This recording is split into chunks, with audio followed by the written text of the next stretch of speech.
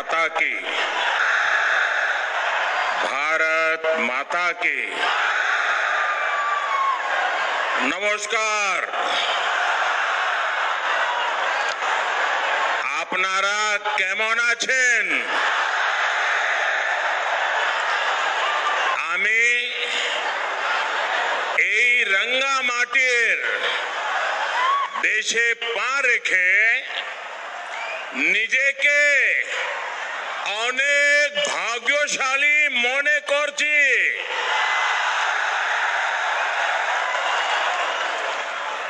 मेरे लिए ये बहुत सुखद है कि आज जब देश आजादी का अमृत उत्सव मना रहा है, तब मैं जंगल महल की इस पवित्र धरती पर आने का मुझे सौभाग्य मिला है। ऋषि निवारण चंद्र, मानभूम केसरी अतुल चंद्र घोष, मानभूम जननी लावण्या प्रभा घोष की इस कर्म भूमि को मेरा शत शत प्रणाम। भगवान बिरसा मुंडा, सिद्धू कान्हा, पंडित रघुनाथ मुर्मू, अनेक वीर ऐसे राष्ट्र नायकों को मैं आज आदरपूर्वक नमन करता हूं, उन महापुरुषों को वंदन करता हूं। ये धरती भगवान राम और मां सीता के वनवास की भी साक्षी रही है। ये ऐसी धरती है जहां अयोध्या पर्वत है, सीता कुंड है। इतना ही नहीं, अयोध्या नाम से ग्राम पंचायत भी है। कहते हैं कि वनवास के दौरान जब मां सीता को प्यास लगी थी तो राम जी ने जमीन पर बाण मारकर पानी की धारा निकाल दी थी। सोचिए तब पुरलिया में भूजल की क्या स्थिति रही होगी। और ये विडंबना है कि आज पुरलिया में पानी का संकट ये बहुत बड़ी समस्या है। यहाँ के किसानों को, मेरे आदिवासी वनवासी भाई बहनों को इतना पानी भी नहीं मिलता कि वो सही से खेती कर सके। यहाँ की महिलाओं को पीने के पानी के इंतजाम के लिए बहुत दूर तक पैदल चलकर जाना पड़ता है। पहले वामपंथियों की सरकार और फिर टीएमसी सरकार ने यहां पर उद्योग धंधे पनपने नहीं दिए। फिर यहां जितना सिंचाई के लिए काम होना चाहिए था वो भी नहीं हुआ। कम पानी की वजह से पशुओं को पालने में जो दिक्कत होती है वो भी मैं भली भांति जानता हूं। खेती किसानी को अपने हाल पर छोड़कर टीएमसी सरकार सिर्फ अपने खेल में ही लगी रही। इन लोगों ने पुरलिया को दिया है जल संकट से भरा जीवन। इन लोगों ने पुरलिया को दिया है पलायन। इन लोगों ने पुरलिया के गरीबों को दिया है भेदभाव भरा शासन, इन लोगों ने पुरुलिया की पहचान बनाई है देश के सबसे पिछड़े क्षेत्र के रूप में। ये लोग कैसे काम करते हैं, इसका बहुत बड़ा उदाहरण है Purulia piped water supply project. 8 साल हो गए, ये अब तक अधूरा पड़ा है। साहेब बांध सरोवर की स्थिति भी आपके सामने है। यहाँ के किसानों को, यहाँ के लोगों को इसका जवाब कौन देगा दीदी?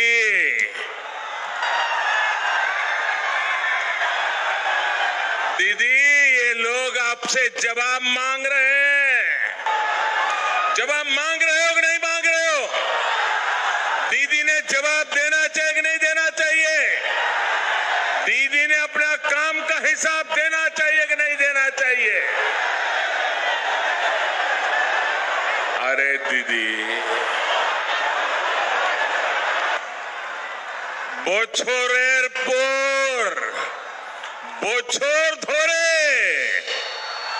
एकटा सेतु तैरी करते पारलो ना तृणमूल। এখন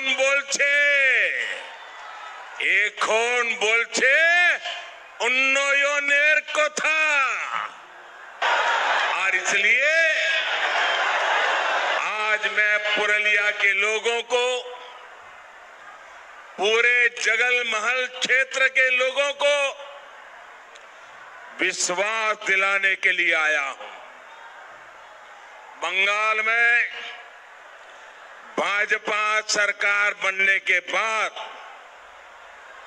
आपकी इन दिक्कतों को प्राथमिकता के आधार पर दूर किया जाएगा। जब बंगाल में डबल इंजन की सरकार बनेगी, एक दिल्ली का इंजन और दूसरा बंगाल का इंजन, जब डबल इंजन की सरकार बनेगी तो यहाँ विकास भी होगा और आपका जीवन भी आसान बनेगा। यहाँ पुरुलिया में तो टूरिज्म की भी इतनी संभावना है। यहाँ पर हैंडीक्राफ्ट का इतना बेहतरीन काम होता है, इन सभी को बढ़ावा दिया जाएगा। भाइयों और बहनों, इस क्षेत्र जैसा ही जल संकट देश के अन्य क्षेत्रों में भी रहा है। जहां जहां भाजपा को सेवा करने का मौका मिला, भाजपा सरकारों ने वहां सैकड़ों किलोमीटर लंबी पाइपलाइनें बिछाई, हजारों तालाब बनवाए और आज इन क्षेत्रों में पानी का संकट तेजी से दूर हो रहा है। पानी की उपलब्धता बढ़ी है तो आज वहां के किसान अलग अलग तरह की फसलों को उगाने लगे हैं। अब यही काम बंगाल के उन सभी क्षेत्रों में भी किया जाएगा जहां पानी की दिक्कतें हैं। साथियों, पुरुलिया सहित इस पूरे क्षेत्र में विकास की असीम संभावनाएं हैं। इसके लिए इस क्षेत्र की कनेक्टिविटी को सुधारना बहुत जरूरी है। पश्चिम बंगाल के हर हिस्से को रेल सेवा से जोड़ना ये हमारी प्राथमिकता है। इस समय पश्चिम बंगाल के अलग अलग हिस्सों में करीब 50,000 करोड़ रुपए के प्रोजेक्ट के लिए स्वीकृति दे दी गई है। पूर्वी भारत के विकास को नई बुलंदी देने का सामर्थ्य रखने वाले ईस्टर्न डेडिकेटेड फ्रेट कॉरिडोर का एक सेक्शन शुरू भी हो चुका है। 2 मई के बाद यहां जब भाजपा सरकार बनेगी तो पश्चिम बंगाल में जो डानकुनी तक का सेक्शन है उस पर भी तेजी से काम शुरू कर दिया जाएगा। पुरुलिया भी इस कॉरिडोर से जुड़ेगा और यहां उद्योगों के लिए, रोजगार के लिए अनेक अवसर बनेंगे। रेल के अलावा रोड कनेक्टिविटी को भी सशक्त किया जा रहा है। इस वर्ष के केंद्र सरकार के बजट में पश्चिम बंगाल में हाईवे का सिस्टम मजबूत करने के लिए हजारों करोड़ रुपयों की भी विशेष व्यवस्था की गई है। साथियों, 2 मई के बाद जब यहां भाजपा सरकार बनेगी तो पुरुलिया सहित इस पूरे क्षेत्र में ऐसी व्यवस्थाएं बनाई जाएगी ताकि लोगों को पलायन के लिए मजबूर न होना पड़े।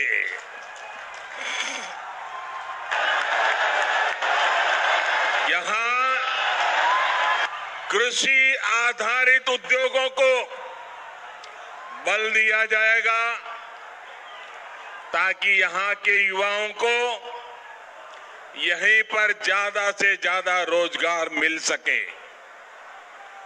दलित, आदिवासी, पिछड़े इलाकों के हमारे युवा भी रोजगार के अवसरों से जुड़ सके, इसके लिए अनेक कौशल विकास पर और ज्यादा फोकस किया जाएगा।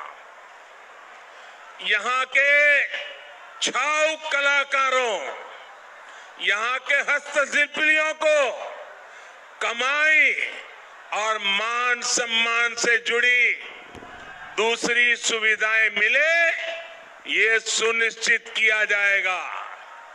साथियों, पुरुलिया और जगलमहल के सामर्थ्य के साथ हमेशा अन्याय किया गया है। मैं आपका दुख, आपकी तकलीफ दिल्ली में रहते हुए भी भली भांति समझता हूं, इसलिए इसे दूर करने का भरोसा आपको मैं दे रहा हूं। मैं जानता हूं किस तरह यहां के युवाओं का हक तुष्टीकरण के नाम पर आपसे छीन करके, आपके अधिकार का आपके छीन करके किसी और को दे दिया गया। मैं जानता हूं किस तरह ओबीसी समुदाय से आने वाले मेरे अन्य भाई बहनों के साथ यहां पर विश्वासघात किया गया है। मां माटी मानुष की बात करने वाली दीदी को अगर दलितों, पिछड़ों, आदिवासियों, वनवासियों के प्रति ममता होती तो वो ऐसा कभी नहीं करती।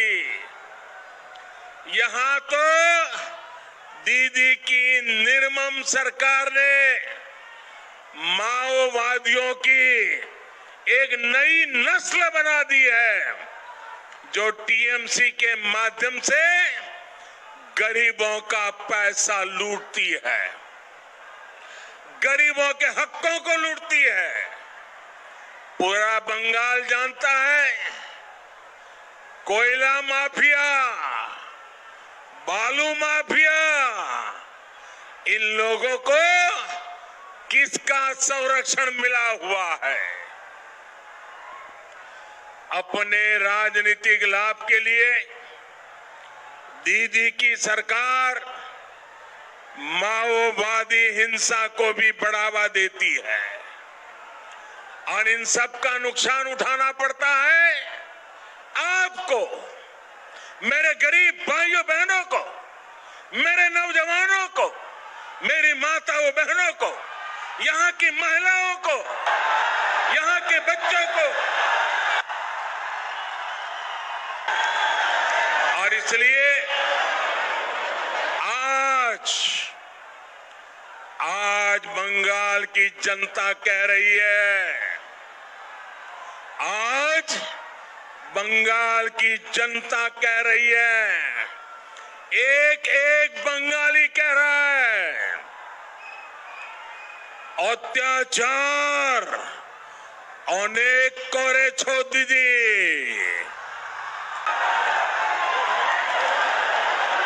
भय देखानो তোমার অস্ত্র,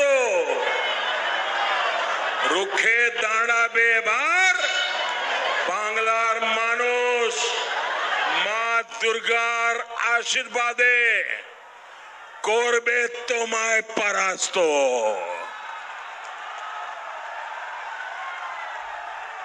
भाई और बहनों, आपका ये उत्साह दिखा रहा है कि टीएमसी की पराजय तय है। तय है ना? तय है ना? इस बार बंगाल में सिंडिकेट वालों की पराजय होगी। इस बार बंगाल के चुनाव में कटमनी वालों की पराजय होगी। इस बार बंगाल के चुनाव में तोलबाजों की पराजय होगी। पश्चिम बंगाल में टीएमसी के दिन अब गिनती के ही रह गए हैं और ये बात ममता दीदी भी अच्छी तरह समझ रही है और इसलिए वो कह रही है, खेला होवे, खेला होवे। जब जनता की सेवा की प्रतिबद्धता हो, जब बंगाल के विकास के लिए दिन रात एक करने का संकल्प हो, तो दीदी खेला नहीं खेला जाता, दीदी खेला नहीं खेला जाता। और इसलिए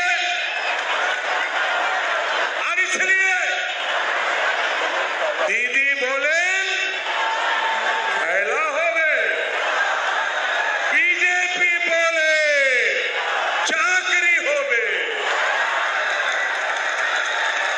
दीदी बोले खेला होवे, बीजेपी बोले विकास होवे। दीदी बोले खेला होवे, बीजेपी बोले शिक्षा होवे। बोले खेला होवे, बीजेपी बोले महिलादेर उत्थान होवे। दीदी बोले खेला होवे, बीजेपी बोले যুব শক্তির সম্পূর্ণ বিকাশ হবে। दीदी बोले खेला होवे, बीजेपी बोले সবার পাকা বাড়ি হবে। दीदी बोले खेला होवे,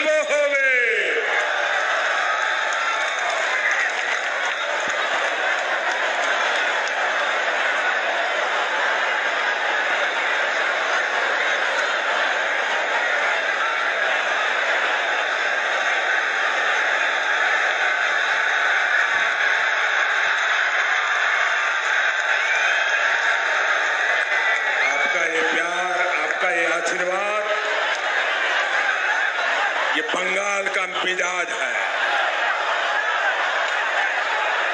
साथियों,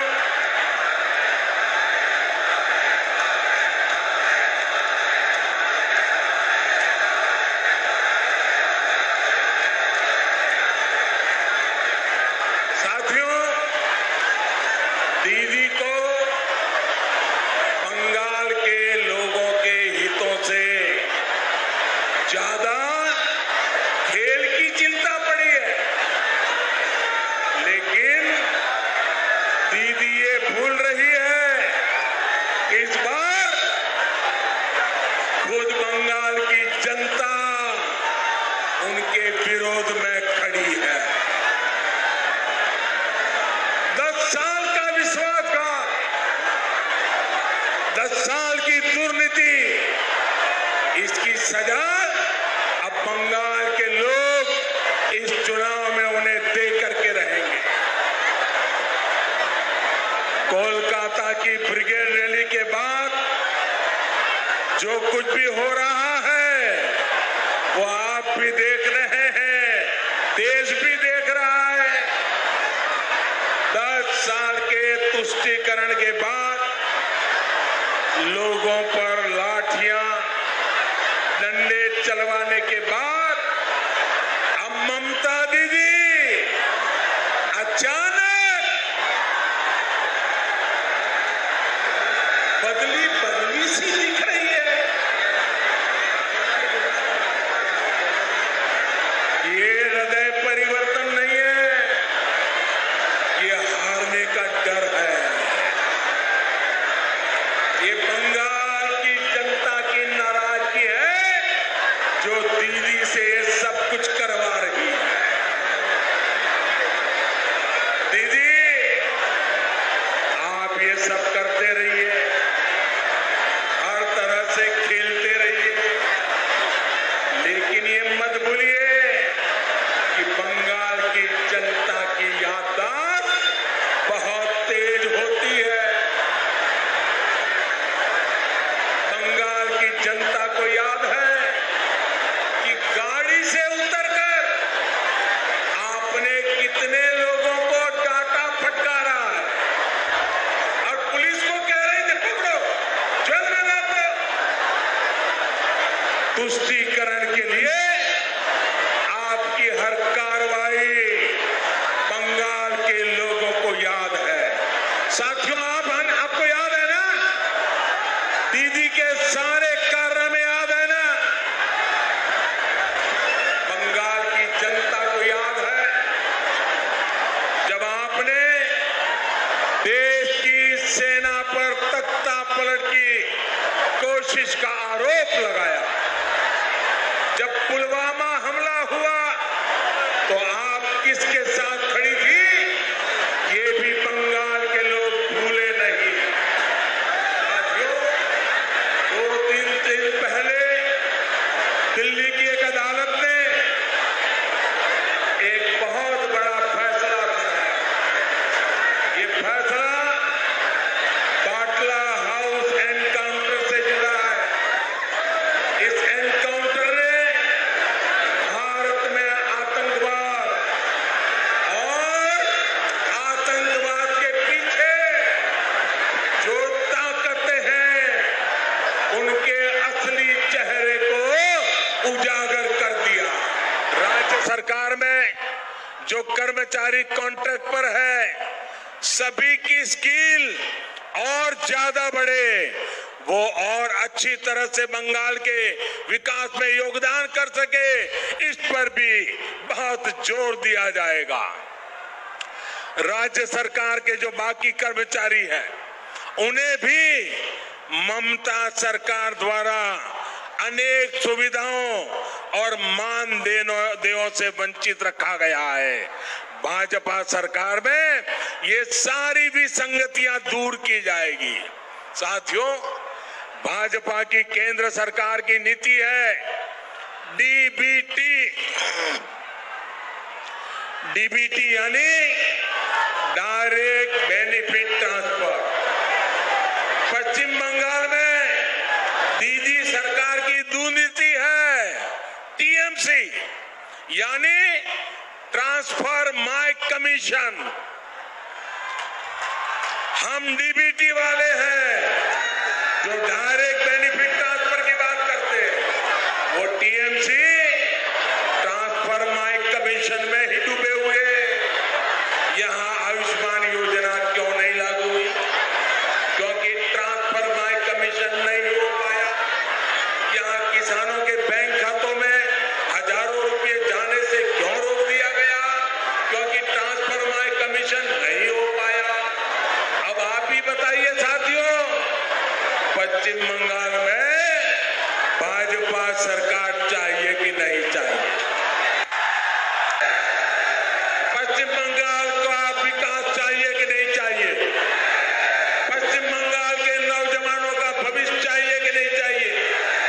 पश्चिम बंगाल के आदिवासियों को हक मिलना चाहिए कि नहीं मिलना चाहिए?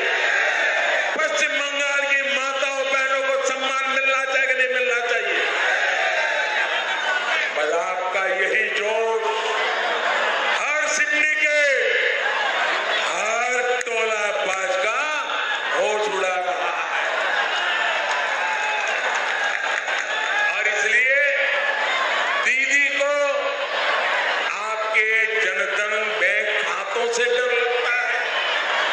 बंगाल में खुले करोड़ों जनधन खाते, आपका हक आपको ही मिले इसकी गारंटी है।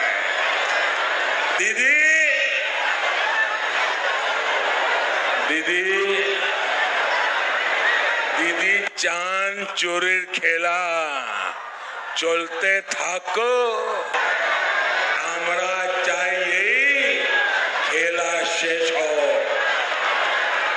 और इसलिए आज पुरुलिया के लोगों का, जगल महल का, बंगाल का दीदी को संदेश साफ है, चोरी खेला छोड़बे ना, छोड़बे ना। मेरे साथ बोलिए, चोरी खेला छोड़बे ना, छोड़बे ना। चोरी खेला,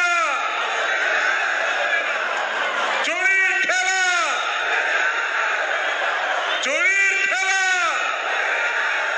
अरे दोनों हाथ ऊपर करके पूरी ताकत से बोलिए, चोरी खेला, चोरी खेला। साथियों, आपकी ये गर्जना बताती है कि दीदी सरकार जाने का काउंटडाउन शुरू हो चुका है।